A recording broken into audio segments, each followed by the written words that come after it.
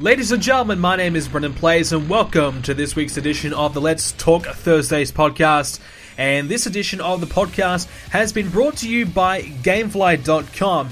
You can sign up to a free premium 30-day trial and you can get yourself one game sent to your place and you can play it, you can send it back and get another game. This is specifically for BrendenPlayz viewers. You can get this trial by heading over to GameflyOffer.com/BrendenPlayz. Link is in the description down below and you can pick yourself up a free 30-day trial and try a new game. Alright, ladies and gentlemen, let's get into today's show. And today we're going to be covering the Money in the Bank pay-per-view and everything that went down on Raw, including the big turn by Enzo and Cass. Wow, Big Cass turning on Enzo. It was pretty awesome. We'll get into it later. Mainly, I think Raw's the main, the topical thing of the week because not much really happened on Smackdown whatsoever. Obviously, a couple of Money in the Bank things, and as I said, we'll review Money in the Bank. But mainly a lot of things that happened on Raw, and I got to say, Raw was by far the better show this week. So we'll get into that and a few little news tidbits as well. But we're going to start the show off with myself. Talking about my experience going to the House of Hardcore event last week. And I tell you what, this feels like I went to the show a month ago, quite honestly. It was only a week ago on Friday night last week. So just after I did the show last week, I went to it. It was a birthday present. My birthday was last week and we went to the show the day after my birthday. And it was pretty awesome, man. Honestly, I wasn't expecting much. It's my first ever independent show that I went to, and I kind of talked about it a little bit on my video that I made about it, showing some clips. So if you want to check that out on my channel, you can, for some little clips and things like that. The seats I were in weren't amazing. I was in the second furthest back row. I didn't really want to sit that close because I knew I couldn't sit front row because I didn't pay to sit front row. And I didn't really want to sit, second, third, or fourth because I knew everyone would be standing all the time and I'd have to be standing. I wanted just to sit as far as I could back and just, and watch because it wasn't a massive crowd. I would like to say maybe 300-400 people turned up, which for an Aussie independent show, I think that's a good crowd because here's the thing. I don't think anybody really knows how popular wrestling is in Australia. I don't know. Every time I've gone to a show, the crowds have been electric. The crowds have really loved it. The crowds have been into it and been pretty good. I mean, every time the WWE comes, they'll get, 5 to 10,000 where I'm at. And I'm in, one of the biggest cities, but, obviously Sydney and Melbourne, they'll draw 10,000 plus on a WWE show. But that's only them coming once a year, so it's hard to kind of gauge that again. But that's still a good crowd, though. That's a good crowd. That's a good house. NXT drew a big crowd in those cities as well, and maybe 3,000 or 4,000 or 2,000, 3,000, 4,000 where I'm around. So it's hard to say. People do turn up and people really do watch the product and know the chants, know that they buy the merch, they've got the shirts, they know the wrestlers, and especially for this indie show. I was shocked at how many people really were, knew all the Bullet Club chants and everything like that, and I didn't really know because I don't typically really follow it. I just wanted to show up for something to do, and it was a lot of fun. It really was. I went to the House of Hardcore, Tommy Dreamer's promotion, and it was a pretty good card. I mean, we had Billy Gunn there, which was really cool. I mean, Billy Gunn looks amazing still. Jeez, he just looks like, he hasn't missed a beat, and he's always looked good. I mean, obviously the steroid thing is probably the reason why he's looking so good, but he is. Carlito was a surprise participant. He came out as a surprise, but that was awesome. The crowd really popped for that. I think it was the biggest reaction of the night. Tommy Dreamer obviously had a match. Dolph Ziggler's brother, Ryan Nemeth, he had a match, and he was actually really good. He got the crowd to hate him very quickly. It was pretty easily. He basically came out and said, I'm really proud, really humbled to be here in New Zealand, and if Australia and New Zealand have a nice little rivalry going on. Friendly rivalry. So when you say it's great to be New Zealand in Australia, you're going to get booed out of the building, and he did. So it was cheap heat. So, it worked anyways. And Colt Cabana had a match against him, and Colt was actually terrific. wow, I actually never really watched a Colt Cabana match, and he was hilarious. Everything he did was funny. He was great. So he was actually really good. One of the highlights of the night. MVP had a match as well. That was good. I can't remember who he had a match against now. Jack Swagger, he took on Billy Gunn. So, it was good to see Jack Swagger. He does not look in great shape. He looks very skinny now. Very skinny. Maybe he always did, but he looks even more skinnier, and he wrestled in a t-shirt for, I think, the whole match. Yeah, most of the match, if not all of it. So he was in a t-shirt. So, it looks skinny. Really skinny. And the Young Bucks were there as well, and that was cool. Look, I don't really necessarily like the match and the style that the Young Bucks do, but they obviously can do a lot of great moves and great athletes. So, they put on a good show. And the surprise, they had a surprise team take on the Young Bucks, and actually turned out to be Mikey and Kenny out of the Spirit Squad. So that was kind of interesting. I didn't mind it. I mean, they got booed out of the building too, so it was probably the perfect opponents for the Young Bucks to go up against, and they absolutely beat their living hell out of them as well. So that was kind of funny. But yeah, look, overall, really fun. It was so weird because I walked into the building and I didn't know what to expect really. It wasn't a high school gym or anything like that. It was like a big shed, an indoor little building that they use to do I'm trying to think of the American word for it, but for the showgrounds is what we call it anyway. So the town, show or carnival or whatever, I don't know. So it was like a little building for that, like a little display building that they have. So it was a very big building. They didn't use they only used a half of the building itself. They had a lot of extra room to do all the autographs and everything like that. But I was going to say, it was just crazy because I walked in and all the wrestlers are just standing there. I walked in and I'm looking to go, I'm like, well, where do we go sit? Because it was just basically go and pick a seat kind of thing. And I'm looking around to figure out where I wanted to sit, and right behind me was Billy Gunn and MVP, and I was like, oh shit, holy crap, they're standing right there. So that was kind of really crazy. They were just standing right there, taking pictures, getting autographs. I didn't get one because, well, for one, I don't think I had any cash on me because you had to pay to get them. But yeah, I don't know. I was content. I saw them. I didn't think I needed a photo. But it would have been cool, but maybe next time.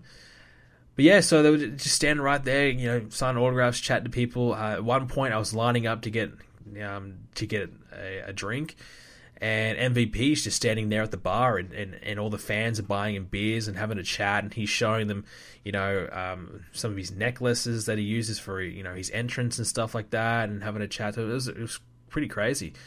So, and he was shaking the hands of all the fans and everything like that as well. So that was really cool too. So, yeah, it was a really good environment. It was a nice, relaxed environment, very friendly environment. It was just overall a super fun show. And it's my first independent show. That's probably as good as it's going to get. I enjoy this show just as much, if not more, than any WWE show I've been to. And I thoroughly have enjoyed, every WWE show I've been to, I've really, really enjoyed it. It's crazy how fun live wrestling is. I guess because I've only been to, I think, 5 wrestling shows in my life now. Every time I get to go, and it's only maybe once a year I get to go, if that. Sometimes it's only once every couple of years that WWE comes here. So every time, I go, I just have so much fun. So, I wish there was more wrestling here in Australia. I mean, there is some independent shows around that have a show once a month, and I think I should probably endeavor to go and check them out and try and get into that product and get to know some of the local wrestlers. I definitely should. But, it'd be good to have a wrestling show that was on TV here in Australia that I could just sit home, watch, and check out, and at least check it out on YouTube or something, I don't know. I feel like, it can be done, but we're just not doing it. I just don't know. I don't know. I mean, do we not have the wrestlers to make it interesting, to make it work?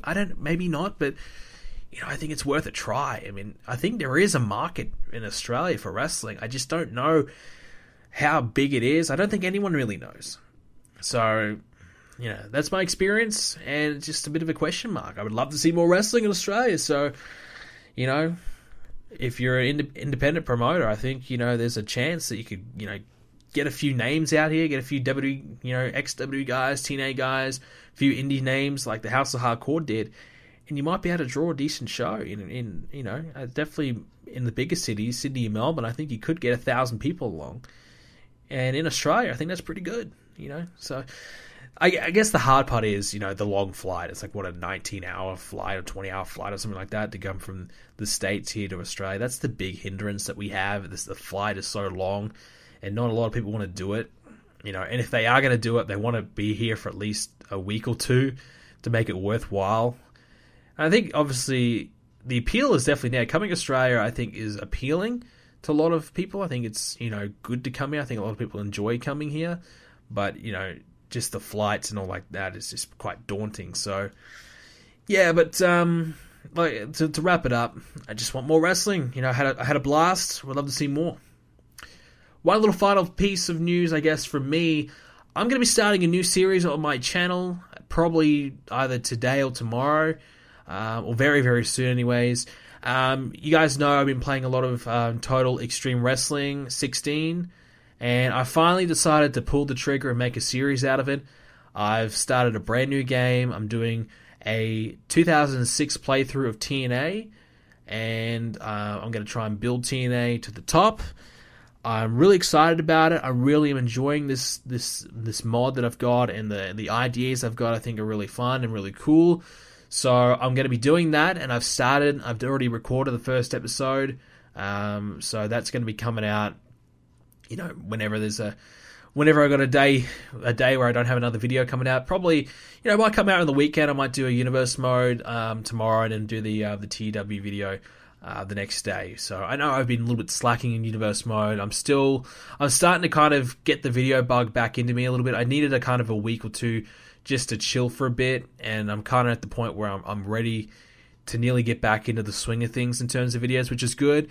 It's good to have a bit of a break, and good to do that. So this new series I think is fun. I've been playing a lot of TW, and I figured, since I'm playing it so much, why not do a series on it?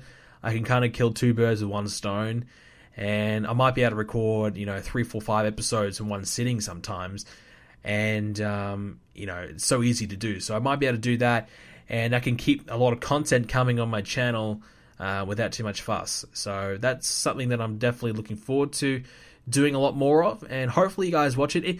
The reason why I haven't done it in the past is because of it's not visually stimulating to watch. There's no matches to watch. It's just me, my ideas, me planning, me, creating shows and booking. It's not exactly amazing to kind of watch, but I guess the process and the results and seeing how it all happens, I think is kind of fun. At least I would be. I personally would enjoy watching it, so I'm hoping I can make it entertaining. And that's the thing, that's the reason why I haven't done it, because I've always wanted to do it, and I think I'm at the point now where I'm good enough at the game, and this is a good challenge for me, where I can get it done and make something happen out of the game and make it successful. So I'm hoping you guys enjoy it. I really am. I am. So we'll give it a go anyways. And if you don't enjoy it, then we can always stop doing it. And if you do, then great. We've got a new series we can roll with. Alrighty, so we'll move along into this week's Monday Night Raw. We'll start with Raw, even though Money in the Bank was the first show. Look, Money in the Bank, I may tell you what, this week, everything that happened in Money in the Bank, it feels like that was a month ago. It's just so crazy how you just forget about what happened on Raw and Smackdown and Money in the Bank so quickly. Wrestling, I guess, is just so forgettable at this point that a day goes by and it feels like Raw was a week ago. So you just can't even remember what happened on Raw. But Raw was good this week. I will say this: Raw was actually really good this week. One of the better Raws in quite some time. I've been saying it. A lot of people didn't agree with me. A lot of people didn't believe me. But I said as soon as the Superstar shake-up happened, that Raw murdered SmackDown, and Raw will now take all the best things from SmackDown, put it on Raw, and make Raw even better. Now, that hasn't been the whole case. Dean Ambrose isn't exactly lighting the world up or anything like that. But since the shake-up, it's pretty obvious that SmackDown is now way below Raw standards, and now Raw has certainly lifted. So, without a doubt, that's been the case. I've been enjoying Raw a lot more. And even the 3-hour factor, look, instead of getting 30 to 45 to maybe 1 hour tops of good Raw, of good wrestling and good storylines and good segments on Raw, we're now starting to push it to an hour and a half, 2 hours.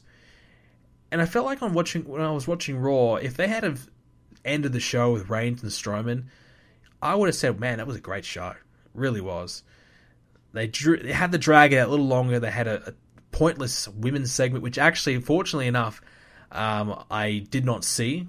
For whatever reason, I just didn't see it. When I was watching it, it skipped, and it skipped to the beginning of the last segment. So I was like, okay, that's great. I didn't have to watch the women's segment because I've got zero interest in the women on Raw right now. Absolutely none at all. SmackDown's women's okay. The Money in the Bank things, we'll get into that, but it's not so bad. But Raw's women's really not good at all. But speaking of the main event, we might as well start there with the highlight of the show. The promo of his life. Big Cass cutting the promo of his life. Big Cass and Enzo. They have officially broken up. The mystery attacker has been revealed that it's Big Cass. I think that's where we kind of saw this storyline heading. Now, here's the thing. Is it a good call? Is it the right decision to break up Big Cass and Enzo? I still think it's too soon. I still think it's too early because they never won the tag titles. They didn't win it in NXT or on the main roster. I felt like there was still more there, but the reason I think they went for this is because the reactions have been dwindling. I think a lot of people have been getting annoyed, and myself personally, the Enzo act is starting to get on my nerves a little bit. And it's almost like it's nearly about the right time. Despite it being very soon, too early, with the reactions that they've been getting, the momentum that they've got, I think this might not be such a bad idea to execute now if they want to, keep them going. They could have stretched the team out for another year or so. Maybe once the Hardy Boys hype dies down, and it has pretty much died down at this point. Enzo and Cass in 3-4 months' time could have picked back up and got back to the top. But instead, they went for the turn and wanted to kind of make, I'm guessing, Big Cass probably a top upper mid-card guy. Wouldn't surprise me if he challenges for the IC title, something like that, in the near future, maybe even wins it. I think it's a bold call because Enzo, let's be honest, what's he going to do? What can he do after this? There's no way in hell Enzo can beat Big Cass believably. You'd have to assume that Enzo will get the Big Show to help him out, and it's going to be Big Show versus Big Cass. That's the rivalry, which is fine. I'm okay with that. I like the tension that Big Show and Big Cass had. I like that. So I'm okay with that rivalry. So you can go with that, and maybe that's a SummerSlam match, and then or maybe the most likely Great Balls of Fire. The WWE doesn't book long term. As soon as they get an opportunity to do it, they'll probably do it on Raw next week. Wouldn't surprise me if they do it on Raw next week, rather than bait. You can give it away then. But yeah, so that's probably where they'll go with it. Or Enzo will get someone else to help him. I know he's going to need help because there's no way you could believe that Enzo could beat Cass. And if they do have a match one-on-one, you'd have to say Big Cass will absolutely destroy him. And that's what I would book. I would book Big Cass and Enzo, maybe at SummerSlam, or Great Balls of Fire. And I would have Big Cass beat the absolute shit out of Enzo, to the point where Enzo is crying again. Enzo's in the ring begging Big Cass to stop, and Big Cass does not. Big Cass just keeps on going. Eventually the referee has to disqualify him because he's beating him down that brutally, that severely. That's the match I would do. Enzo, a little man, getting absolutely destroyed, to the point where he's just begging and tears in his eyes that his best friend is just killing him in the ring. I think that would be effective, and that would be a great way, I think, to kick off Big Cass as a heel and put him on the map at least. A strong effort, a strong win like that could really help. But overall, it was really done well. I mean, Enzo getting a tier was terrific. Well done to him for getting a tier. And look, Big Cass, like I said, promo of his life. I didn't know he had it in him. I honestly did not know that he could cut a promo like that. I mean, we haven't really heard much out of him that would suggest that he can cut a promo full stop. It's always been Enzo as a talker, but I would have to say that was Big Cass's promo was better than anything Enzo's done, in my opinion. But obviously, it's different circumstances. You know, the storyline, the passion behind it, the meaning behind it was just so effective, and it worked well. So, look, this is good, you know, and I guess the criticism that some may have is like, oh, we predicted that it was going to be Cass, but I mean, come on, it's not a bad thing. If the plan was to break him up, they did it in a great way. They could have just done the simple, you know, oh, I'm sick of you, and they have an argument, and then all of a sudden, you know, they break up. But at least this created some mystery, mystique, and interest over the last month. I probably would have stretched it out for another 2, 3, 4 weeks. I probably wouldn't have done the turn this soon. I think they could have had a few more weeks of mystery and maybe a couple of weeks where Enzo and Cass don't get beaten up. And then, you know, 3 weeks later or something, then something happens again. I would have done a little bit more of that. But instead, they executed it right now. And that's just the current environment with WWE. They don't really do long-term storylines anymore. They'll do a storyline to the point where, you know, okay, 4 weeks for them is long-term planning, long-term booking. So after 4 weeks of build, like they're like, okay, we have to execute now. They don't wait it out. They don't, you know, really do any long-term building. And like, you know, you guys know I've been watching 2005 WWE. It's, you know, it's tough to compare 05 to these days, but you know, just going back and, you know, watching the Eddie Guerrero and Rey Mysterio rivalry, and there was 3, 4, 5 months nearly of build to Eddie Guerrero turning on Rey. So puts it into context, the difference, you know, 3, 4, 5 months. I think it was probably more, I think it happened more after WrestleMania. So it was probably about 4 months of build. To compare now, it was, what, 1 month? So, yeah, there you go. But I get it was a bit different, you know, mystery compared to, you know, actual teaming. But, you know, just my example of comparing. But anyways, like I said, really enjoyed it. Fantastic. Cass was great. I think he can survive on his own. His ring work is decent enough. I think it's improved. His promo, if he can keep talking like that, giving that same kind of passion and intensity behind his promos, there's no reason to say why he can't be successful. So I definitely think there's something there for him. I just hope they don't give him too much too soon. You know, push him straight into the belt or push him into the main event straight away. Because clearly they like Big Cass. They like the size of the guy. So I think he's going to get a major push.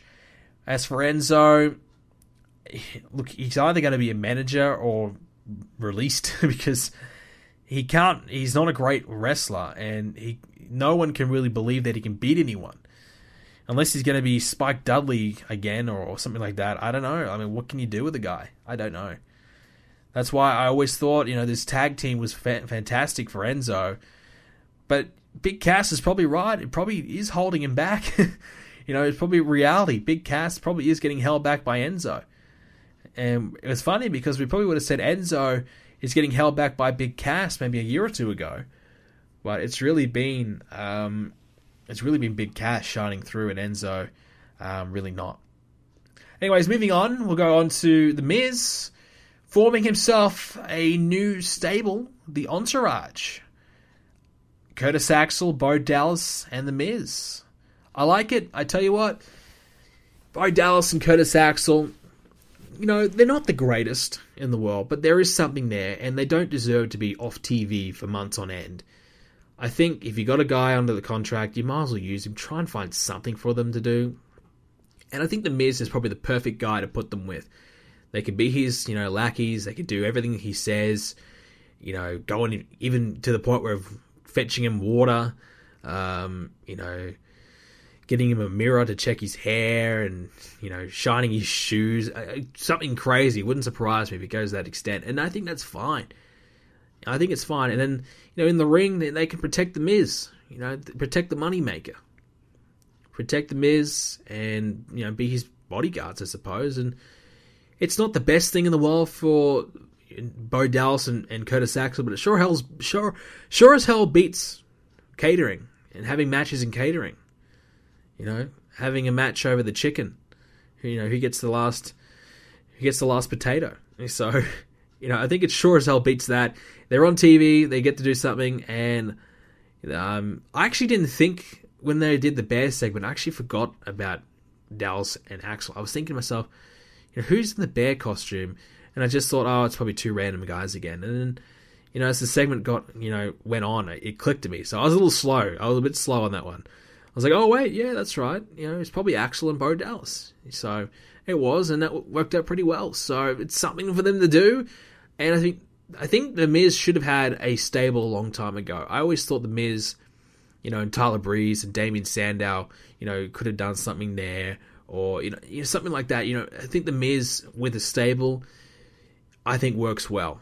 Having a group of guys following him around, being the entourage is perfect. I think that Miz could really make that work. And Dallas and Axel are decent workers. They're decent. Bo Dallas, you know, with the Bo Leave thing, I think could have been much bigger than what we expected, what actually happened. I think it was mainly WWE shutting it down. That's the reason why he failed. Not really Bo Dallas's fault. I think it was more WWE's fault. And Curtis Axel, I think it was more Curtis Axel's fault that he failed. He just didn't have it to be a star. They, you know, had him against Triple H, for God's sake. But there's no reason why he can't be a lower mid-card guy, you know, doing whatever. I don't think I think that's fine. I think that's where he should be. But having him as the Intercontinental Champion, having matches against Triple H, I think that's a little bit, you know, bit far above his pay grade. So, moving along, Braun Strowman's back. Thank God for that. I mean, people weren't believing me when I said he'll be back in a month or two, before the Great Balls of Fire pay-per-view. People weren't believing me, so now we're going to get an ambulance match between Strowman and Reigns. That's awesome. Happy about that. I think that's what we were going to get at Extreme Rules, but unfortunately he went down, but he's okay now. So that's terrific. He's back, and I think one more match between the two is great. What I would do is I would have Braun Strowman beat Roman Reigns, and, you know, obviously make it a number one contenders match. Braun Strowman beats Reigns, Strowman versus Lesnar at the pay-per-view at SummerSlam. I think that'd be awesome. So happy to see Strowman back. You know, I got a big smile on my face when he came out. I definitely think he's been missing on Raw, and it's really great to see his rise to the top. I think Strowman's awesome. I really do. He's great. So happy to see him back. He's one of my favorites right now. Next up, Finn Balor and Elias Samson. It's funny, again, as I've been saying, you know, what was it, a month ago now, Samson made his debut, and I read a lot of people shitting all over it. Wow, this is, you know, honky-tonk ripoff. This is terrible. His singing's awful. And here we are a month later. I'm seeing a lot more positive comments. People are starting to warm up to Samson. People are starting to realize what I realized the day he debuted. Like, oh, wow, this guy's getting, you know, booed out of the building. Great heat. You know, the crowd hates him. And it's true. The crowd hate him. He gets a great reaction. You know, he's singing, talking shit about the fans, cutting a promo during his songs, essentially. It's great. It's great. It's honestly fantastic. And the guy looks fantastic. He's got a great look. He looks, you know, he's a big dude. Really is. Now they're having him feud with Finn Balor. That's an interesting call. I mean, that's a big feud straight away for Samson. And is it a demotion for Finn Balor? Maybe, yeah. But you know, I think Finn Balor will probably beat him. But it's a nice, I guess it's a way to kind of make Samson look legitimate, you know, facing a former world champ straight off the bat. I think that's a good sign for Samson that they certainly believe in the guy. I think they should, because he's great. Honestly, he is really good. I think he's got the potential to be a star. Not with this gimmick, but definitely down the line he could be something with the size, the look that he's got, and the intensity in the ring is really good as well. So you can say what you want to say, but I'm on the Samson bandwagon. I have been since he came, and I've enjoyed Samson the moment I saw him on an NXT house show, and the way, you know, this is December last year, the way that he got the entire building just to boo him out of the building, everyone just hated the guy. It was just, I was like, wow, this guy is going to be something. You know, this is great. So it's really cool to see him succeed and moving up the ranks. and hopefully WWE doesn't screw it up. Last but not least, Seth Rollins on the cover of WWE 2K18, continuing his rivalry as well with Bray Wyatt. Look, I would have probably put Roman Reigns on the cover, to be honest with you. I don't think Seth Rollins is the top guy on the cover. I think they probably didn't go with Reigns because they probably knew they were going to get backlash. Seth Rollins is probably a safer pick. And look, I thought maybe they need a bit more star power than Seth Rollins. But he is one of their top guys. To be fair to the guy, he is one of the top stars. But I thought probably AJ Styles might have been a better choice. Maybe he hasn't been established for long enough, so maybe Seth Rollins, that's fine. Personally, I would have had 3 guys on the cover. Maybe even the Shield guys. Reigns, Rollins, Ambrose. Sure, why not? Or AJ, Reigns, Rollins, whatever. Randy, put him on. I would have... I guess they're going the NBA route, where they're fixated on having... And the FIFA and the Madden and everything like that, they're now fixated on having one guy on the cover. And they're trying to make it a big deal, like this is the cover athlete. Wow, this is, Seth Rollins made the cover, and make it like a big deal, which is fair enough, and I don't mind that. But I feel like this is one of those years where I would have had a few guys on it, because they've been using, Lesnar, Cena, Stone Cold, using some, bigger names from yesteryear to help out, and I think establishing your new guys on the cover with a few of them on there would have worked. I would have put a woman on there. Maybe I would have put Charlotte and Roman Reigns. They're one of their top guys, Roman Reigns. I would have done that. I think the whole women's movement thing, why not showcase that in the video game? And if you put Roman Reigns on there as well, it still doesn't really affect anything. I think it still works. So that's what I would have done anyway. So I probably would have had a woman and a man. If not, 3 guys on the cover, but they went with Seth Rollins. And some people say it doesn't really matter who's on the cover. It doesn't, essentially, but for me personally, I think of a business mind. I've got a business. Now obviously you guys know I've been studying business and marketing, so this is kind of more of a business thought of mine rather than as a fan's perspective. I think of it more as a business perspective. So I kind of think business-wise, is this the best guy to market your game around? Is that Seth Rollins? Is he going to, be the most recognizable name, recognizable guy for a casual fan when they look at the cover of WWE 2K18? They haven't watched wrestling in a few years. They look at the cover and go, "Oh, who's this guy? Who's this guy? Seth Rollins?" But that's to be expected with a lot of new guys, because wrestling obviously has one of its lowest viewerships of all time right now. So that's probably why they've been going with Cena, with Lesnar and Stone Cold, etc., etc. And maybe they said, you know what, we can't do that anymore. It's time to go in a new direction. And that's fair enough. And they took a risk. Seth Rollins, it probably won't really matter in the end. They'll probably get the same sales as they would have otherwise. But Seth Rollins on the cover, that's fine. But how about we get some new modes, aka GM mode or something like that, to go with it? That'd be nice. That would be nice. Are we going to get that? I don't think so.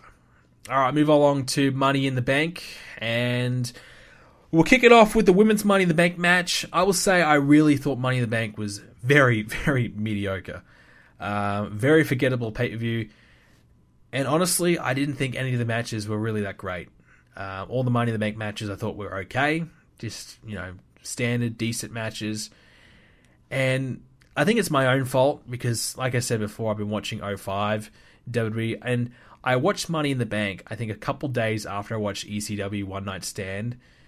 And I was watching ECW One Night Stand, Mike Awesome versus Masato Tanaka.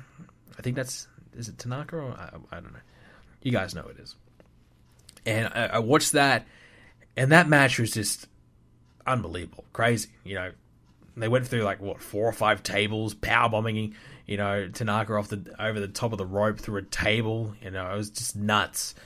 So I go from that to watching Money in the Bank, and it just doesn't live up to it. I tell you that. It just doesn't have the same feel. And, I also watched Vengeance 05 as well, and one of my favorite matches of all time, Batista and Triple H in a Hell in a Cell. And that bloodbath that was. So watching those types of matches and going to Money in the Bank, there's a big difference. So I guess maybe that's the reason why I didn't enjoy it as much. I don't know, but I just thought there was nothing amazing about the matches. Everyone really upset about the finish to the women's match, and I'm not one of them. I liked it. I did.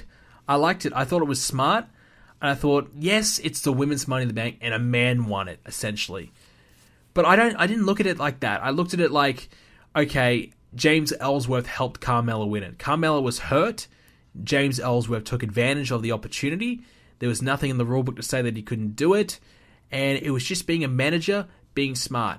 You go back throughout Money in the Bank, and how many times do we see, or in any ladder matches, the managers getting involved, trying to knock the person off the ladder, grabbing their leg while they're trying to climb, getting involved all the time. It's nothing different to that. The only thing it was is it finally worked. A manager finally got the climb up and grab the damn thing and drop it down and give it to, their client. So the only real difference is this finally, was successful.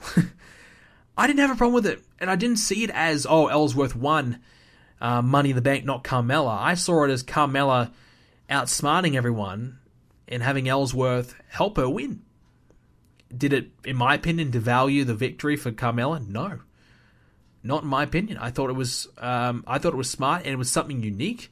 It was different, and it's gotten people talking. And now, obviously, they're having a rematch on SmackDown, so it was probably the plan, anyways. But personally, I thought it was great. I really did. Money in the Bank, I kind of predicted whoever, both the Money in the Bank winners. I thought Corbin and Carmella would win. They both did. Will Carmella win it again on the SmackDown rematch next week? Hard to say. I mean, I think it's possible.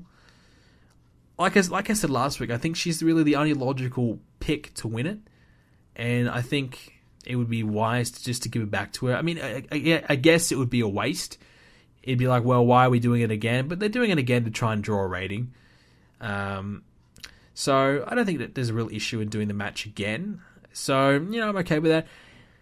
And I'd have Carmella win again, and then she can win legit, and you won't be able to say anything about it. So I liked it. I did, and I'm probably one of the very few that did. I know a lot of people hated it, and didn't have a problem with it straight away. As soon as it happened, I was like, okay, that's cool, that's different, that's cool, and that was smart.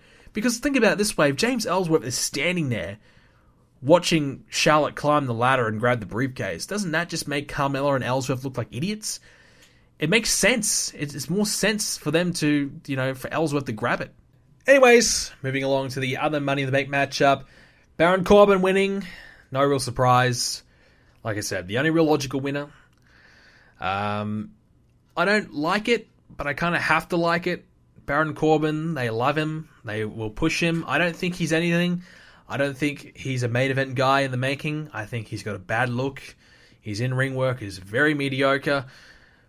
But they like him, and they're going to push him. And I think if you're going to pick someone out of this match to win Money in the Bank, Baron Corbin makes the most sense. I agree on that. So if he has to win a world title, I think Money in the Bank is the right way to go about it.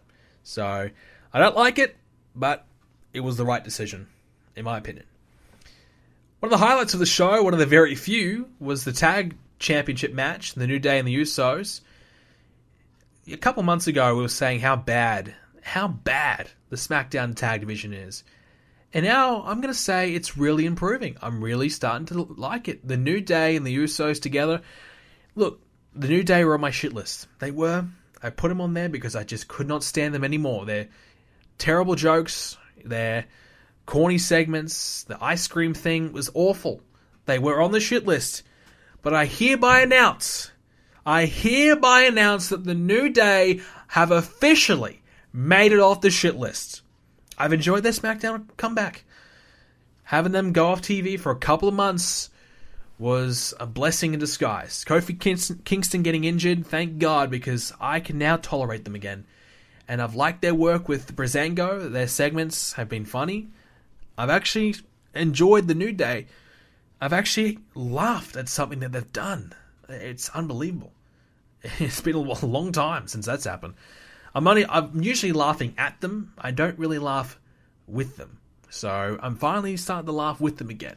Which is nice. If look, the New Day, they're a great team. Great three individuals individually. All three of them are great. But they've been a tag team for a couple of years now, and they've gotten stale. But sometimes you take someone off TV, and this is something that the WWE needs to do more often.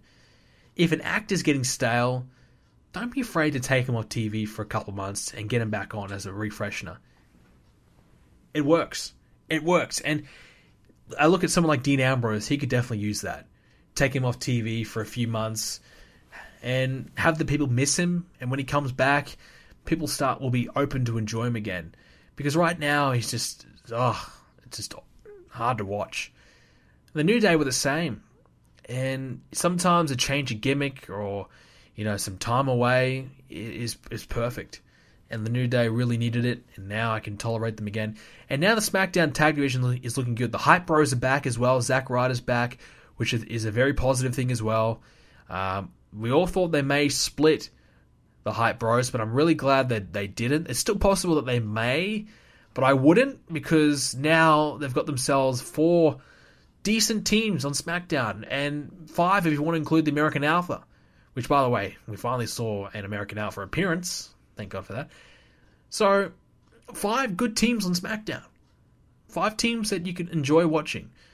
6 if you want to include the Colognes, but, nobody really has ever cared about them. And we all know the Ascension are, absolute garbage. So, which, by the way, the Breezango and Ascension match, wow. Oh boy. But, big reveal, Ascension with the mystery, what they destroyed the office. I was going to say mystery attackers, but they destroyed the office. So, look, whatever. But there is some positive signs for the SmackDown Tag Division, and I'm liking what we're seeing. Jinder Mahal, he retained the title again. I'm not going to go into it. I don't want to. You guys know how I feel about Jinder. I still want to fall asleep every time he comes out. Not a great match, just a regular matchup. They had some good legends there ringside. That's what I will say. And Randy getting distracted. It was a bit of a predictable finish, but sometimes predictable isn't bad, and I don't think that was bad. And one thing I will say about Jinder, I've been saying it since the beginning, he needs a better finisher. I just can't believe Randy's going to lay down to that finish. It just got to be better. But, so just another regular whatever match. So I would probably say 0 from 2 for Jinder. Big Money in the Bank, big pay-per-view matches, I should say. 0 from 2. I haven't really thought he's had a great match yet. Last piece of news out of Money in the Bank was the debut of Mike and Maria Kanellis. Wow.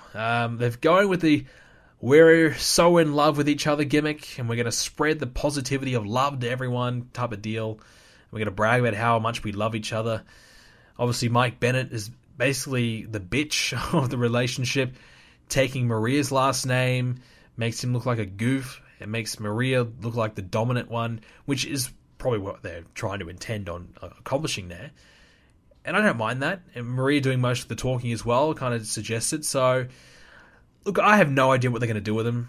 From what I've heard, Mike Bennett isn't the best in the world, but they weren't even on SmackDown. They were on a YouTube clip instead. So, that's not exactly promising. I do like the theme song. It's cheesy, but I do like it. But I'll give it a chance. Look, I haven't seen much of Mike Bennett, and Maria Kanellis, we know that she's pretty good. So I'm okay with it. And it's interesting that they skipped NXT, certainly. I think if Maria wasn't there, Mike Bennett is definitely not skipping NXT. But, it's a big call, and we'll see how it goes. Maybe they'll save his debut for SummerSlam or something like that. Probably, I forget that there's another pay-per-view. There's Battleground before SummerSlam. There's so many freaking pay-per-views. And that's another thing. There's too many. Honestly, I think WWE at this point needs to go back to doing joint pay-per-views. And having maybe 1 or 2 separate pay-per-views every now and then. Like a couple, maybe 2 pay-per-views a year where it's separate. Not every month doing 2 pay-per-views. It's just too much. And there's not enough build-up to it. 3 weeks, build to a pay-per-view, it just isn't enough. And, I think the quality of the pay-per-view would certainly increase if they had, each brand had 4 really good matches on the pay-per-view instead of, the pay-per-views right now is we get maybe 2 good matches and the rest are filler, SmackDown or Raw matches. So it's the quality of pay-per-views dropping tremendously. And I just think if they had the titles on the line from each brand on the pay-per-view, I think that would be work better. But I do like the split. That's where I'm divided. I do like the split, but I just think the quality of pay-per-view is just so bad right now. Money in the Bank is typically a fantastic pay-per-view, but this year's just terrible. And I feel like, they could have solved that by... I think Money in the Bank, for starters, should be a cross-branded pay-per-view. I think that they should have had Raw women and Raw guys in the Money in the Bank matches. Three Raw women, or 4 Raw women, and 4 SmackDown women, and 4, vice versa. So I think I would have done that. But, so they just got to do something.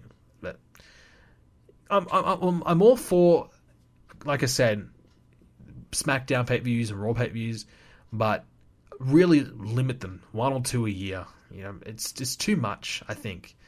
But we'll see.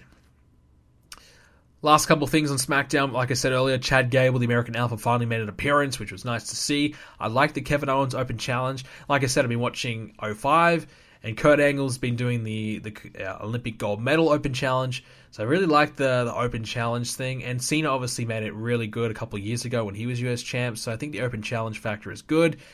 And it gets some guys on TV like Chad Gable, who had a good little showing. Just reminding us that the American Alpha are actually pretty good. We had a really low attendance on SmackDown. If you go around on the internet, there's some photos of the crowd of the SmackDown show, and half the arena was empty. They had to have the TV side. It looked like a TNA show where the camera side was full and the other side was absolutely empty. So yeah, so it was not that appealing, but they made it work, and you can make it work.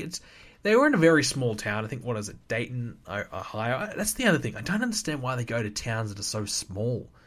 That baffles me, because in America there's so many goddamn cities that's huge. There's so many cities that are 500,000 people plus, at least, if not in the millions.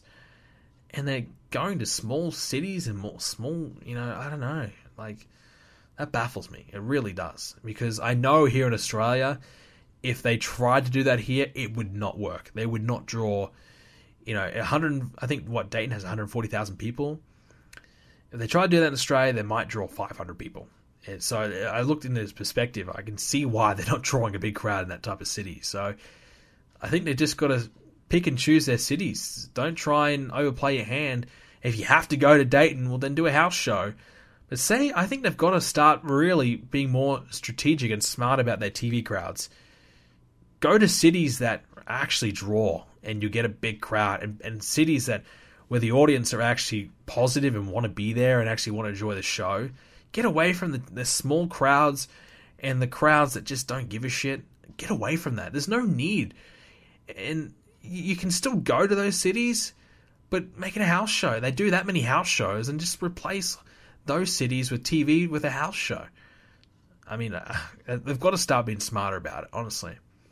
Last piece of news regarding SmackDown as well. Shelton Benjamin back in discussions apparently with rejoining the WWE, which is good news. Definitely. Obviously recovered now from his shoulder. I think it was shoulder surgery. So he is ready to go back. And I think WWE should still pick him up. I think they should still get him. Yes, he's not going to be the Shelton Benjamin of 2005. We're not going to see the top match he had with Shawn Michaels or anything like that. But I think he's going to be a guy that can help the new guys coming through, be a mid-card name, and be something that people can, get excited about. I think even if it's a 1-year run, that's fine. 1 year, that's absolutely fine. Shelton Benjamin can kind of wrap up his career in a nice way. He's not going to come back and win the world title or anything like that, but he'll come back and have a nice little run. Maybe like a Gold Dust, come back and do a little bit and then fade away at the end, I suppose, and lose a lot more than he wins, but that's perfectly fine. Last little piece of news before we get into some of our questions. Vince Russo. Well, he's in the news because he has filed a restraining order against Jim Cornette. And if you guys don't know this rivalry, you haven't heard the promos they've been cutting on each other for the last few weeks, do yourself a favor, listen in, you'll enjoy it. If you don't know the history of this rivalry, do yourself a favor. there is some gold, absolute gold from Jim Cornette out there talking absolute trash about Vince Russo. And if you haven't heard Jim Cornette's shoot interviews, my goodness, they are the best. Absolute best. Or his podcast, for that matter. So go and check all that out. But yes, Vince has got a restraining order, basically because Jim Cornette wanted to fight him. You know, he wanted to meet up and have a fight. So, it's a bit over the top, but, these two guys just hate each other's guts. I think Jim Cornette hates Vince Russo a lot more than Vince Russo hates Jim Cornette, but yeah, so there you go. Vince Russo now will be safe and sound. He won't have to fight Jim Cornette. And I think if they did have a fight, I think Jim Cornette would win. I'd be putting my money on Jim Cornette. Even though I think Vince Russo maybe a couple of years younger, a few years younger than Jim Cornette, but I just get the feeling that Cornette is, we know he's slapped a few guys around the past, Santino, for example. We know he's slapped a few guys around, and we know he's got a pretty bad temper, so I'm sure he can throw down. Even though he's, nearly 60 or something, late 50s, I'm sure I can still throw down a little bit too. So I would be putting my money on good old Jim. But that's our wrestling chat for the week. I was going to talk about some gaming stuff, but I don't know, what have I really played this week? I got the Platinum this week on Little Big Planet 3, which is cool. Been really working hard away on the trophy contest on the BrendenPlayz forums, which has been fun. Like I said, if you haven't joined the BrendenPlayz forums, make sure you do so. So I've been covering that, and that's been really fun. So I've just been playing a lot of games, but nothing really that exciting in particular. Like I said, I've been playing some Total Extreme Wrestling as well. So there's been a lot of gaming, but we need to kind of start something new and something exciting. I definitely want to get Tekken. I'm kind of really tempted to pull the trigger on that, but we might wait till the price drop. But before we get out of here, we'll get some questions through, and we'll start things off here with our first one coming from Thomas Speller. Good old Thomas. Thank you once again for sending in the questions. And here's a different one. Would you ever ride a motorbike, and would you ever get a tattoo? Now, this is interesting. I will never ride a motorbike again. When I was younger, and my brother loves motorbikes. He's a motorbike fanatic. He rides them all the time. Whenever he gets a chance, he'll ride his dirt bike. When I was younger, my dad and my brother kind of convinced me to get into dirt bikes, and I was never really a dirt bike guy. I'm more like of a ball sport. Like I like cricket, I like rugby, things like that, soccer, football, whatever. I like ball sports. I'm not really like an extreme sports. Skateboarding, I could never do it, and mountain bike riding, whatever. I could ride a normal bike, sure, but I definitely enjoy doing that. But in terms of motorbikes, not really. I had, when I was young, I think I might have been like 6 or 7, I crashed my bike. I was trying to learn how to ride this dirt bike, crashed it, and I had cuts all up my back. It was not really that bad, but it was just one of those things where I was like, you know what, stuff that. I'm never doing that again. I just never have felt safe on one. I always felt like I was going to crash, always felt like I was going to fall, and I guess the fear of that, I really fear it, I guess, being on a motorbike. I've never really wanted to get on one again. No desire, and I feel like, the risk involved is not worth the reward. I wouldn't even get on the back of someone else's motorbike, no interest whatsoever. So no, I will never ride a motorbike again. I'm happy in a car. I like a car more. Would I ever get a tattoo? I've got no tattoos. I don't plan on getting any tattoos. Would I ever get one? I'm not opposed to it, but it's very unlikely. And the line of work that I'm looking to get into, obviously the business world, tattoos is not a good look. And as much as you want to say that the world's evolving and tattoos are now more common, it's still not a great look to get a tattoo sometimes. So if I was going to get a tattoo, I would get it in a place where it was not that common to see. But I've got nothing I possibly want to get a tattoo. Like, there's nothing in my opinion that interests me in getting a tattoo on. It's nothing.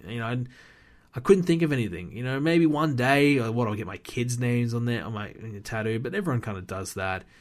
There's nothing that really means that much to me that I need it to be inked on my body. And I'm not saying that other people can't get tattoos. I think tattoos are cool. I really do. If I was going to get a tattoos, my brother, like I said, he's all tattooed up. And I like his tattoos. I think that the full sleeve, tattoo is really cool. Like, for example, I got Randy Orton's tattoos. I think they're cool. I'd like to, if I was ever going to do it, I want a whole sleeve because I think they look cool. But I've got no real desire, and there's nothing I would possibly know what to put on my body. I wouldn't know what the tattoos. So no tattoos for me anytime soon. But like I said, if you've got tattoos, that's cool. Just not for me. Robert Huxtable, do you think now that Cass and Enzo are split that Enzo will be a lower card guy, not winning much, and do you think he will keep the same gimmick? And do you see Big Cass now getting a bit of a push as a single superstar? Yes and yes. I think Enzo will have this feud with Big Cass. He'll dip down the card. I think he'll be losing a lot. I think it wouldn't surprise me if they turn him into a comedy character. So his gimmick will be similar. I think he'll still do the same kind of catchphrases, but adjust it. And I think it wouldn't surprise me if he's more of a comedic character rather than a serious wrestler. I don't think he's going to get a push or anything like that, unless he can get over as a comedy guy. But I think it wouldn't surprise me if he's treated like a joke, honestly, from now on. And Big Cass, definitely, he'll get a big push. He may not get the championship anytime soon, but there's no doubt about it in my mind, he'll be beating people up. Tanzan Ahmed, is Ty Dillinger dead? Is Rusev alive? Will they play on the fact that Rusev never showed up on Money in the Bank for his match? Well, that's a good question. Is Ty Dillinger dead? I'm wondering the same thing. Because why the hell isn't Ty Dillinger on TV? Ty Dillinger, one of the few guys that can go and get a reaction. What was he on the Sonic, I think it is. That's the brand, that commercial they did with Sami Zayn. That's the closest that Ty Dillinger's been on TV for a while now. Since the last pay-per-view when he did the pre-show match.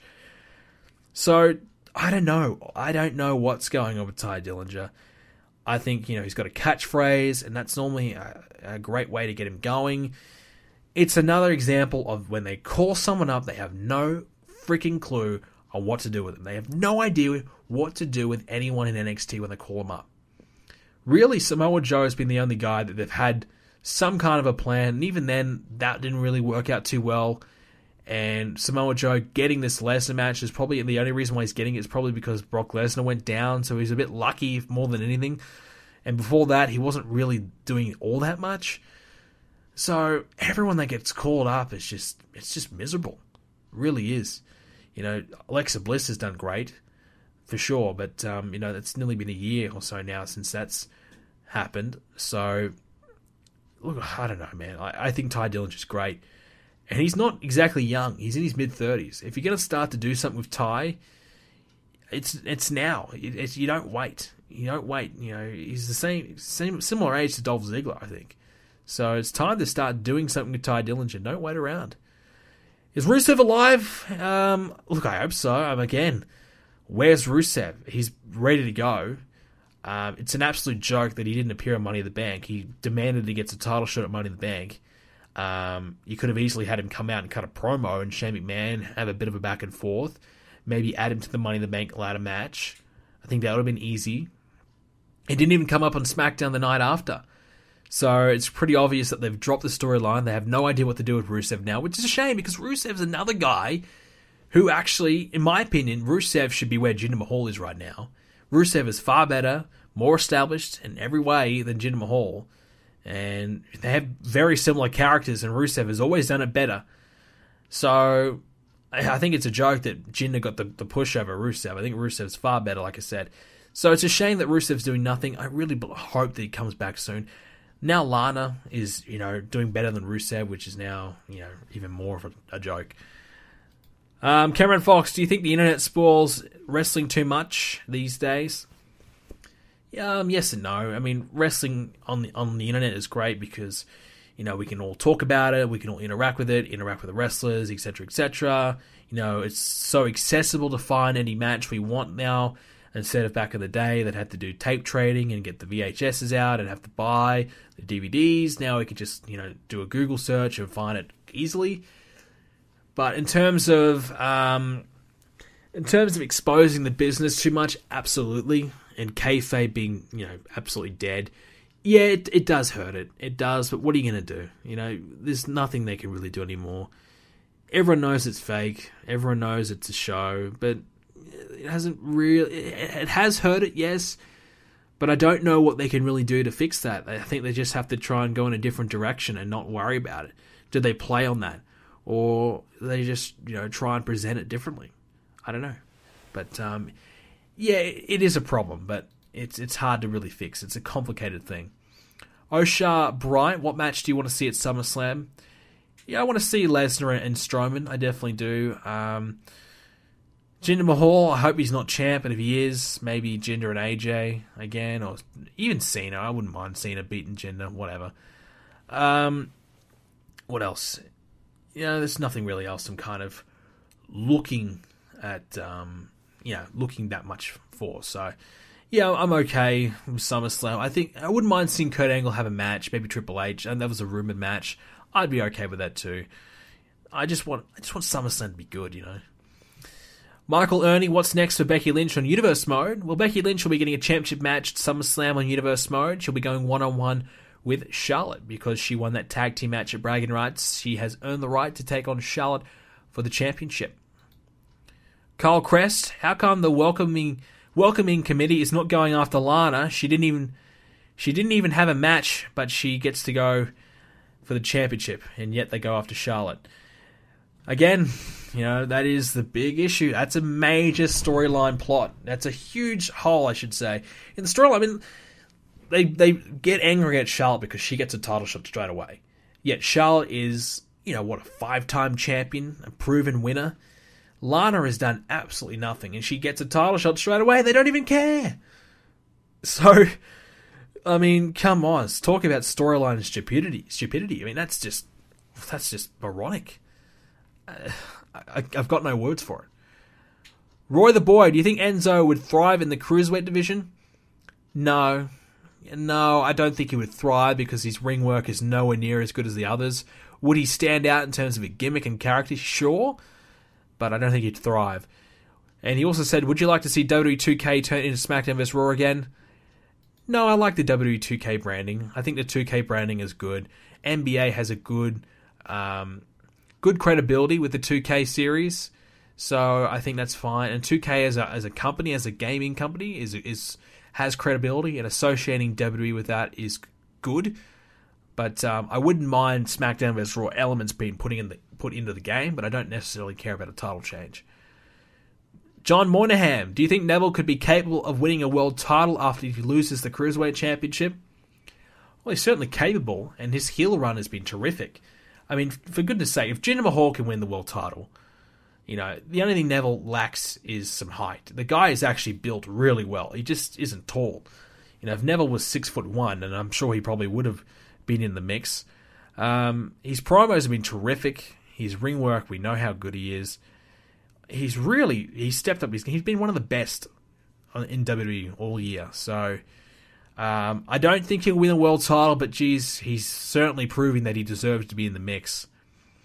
Matt Hennessy, what are your thoughts on WWE acknowledging the Broken Hardys gimmick and talking about the legal situation? Well, it's positive news. It's obviously that they acknowledge it, they know it exists, and they know the fans want it, and they're working on it. I think it's their way of really saying, all right, guys, we know you want the Hardys to be broken. We're doing our best. It's just they're letting the fans know that it's coming. It's coming. It may not be soon, but it is coming. So I think it's their way of trying to cool off, the fans. Broken, please. We want them broken. Cool that off a bit. Let people enjoy the Hardys for what they are right now, and then in the future, then we might get them broken, and we can go from there. So I think it's a case of let's enjoy the reunion tour. And then maybe, 6 months' time, all right, we can start to enjoy the Broken Hardys thing. So, and I think that's fine. I think it's good on them, for actually acknowledging it. I'm surprised that they did. I wouldn't mind them acknowledging a little bit more in their promos and maybe hinting some more subtleties towards it. But, they haven't really cut that many promos anyways. They get, one every now and then, but not that many. But that's all we have time for this edition of the podcast. We've run out of questions, and that's all we have for this week's edition of the show. I do hope you enjoyed it. If you did, make sure you do leave a question for next week's episode by leaving a comment in the YouTube comment section down below, heading over to the forums at BrendenPlayz.com/forums, or on our Facebook page. BrendenPlayz is the name right there. Check out our sponsor, Gamefly. Link is in the description down below. We can get yourself a free 30-day trial for Gamefly. Do not forget about that, and you do not want to miss out on that. That's something that I definitely want. So check that out, and also check out the website, BrendenPlayz.com, for all of your upcoming SummerSlam coverage on Universe Mode. We're going to get started and get stuck in getting some Universe Mode episodes coming and get SummerSlam sort of being a little bit slack, but we're going to start picking up the slack very, very soon. Alrighty guys, thank you very much for listening in. I hope you enjoyed it. Subscribe to see more, leave a like on this episode, and I'll see you all next Thursday.